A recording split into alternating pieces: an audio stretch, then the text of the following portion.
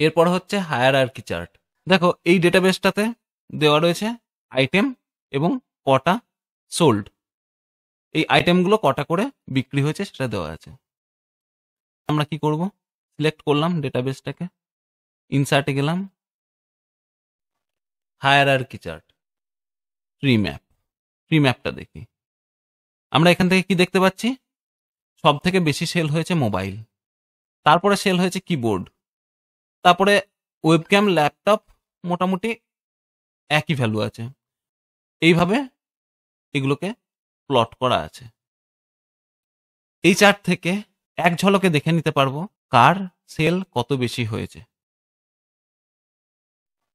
Hierarchy chart, সানব্রাস্টে এখানেও আমরা এক চান্সেই দেখে নিতে পারবো কোন প্রোডাক্ট বেশি সেল হয়েছে বা কত বেশি সেল হয়েছে।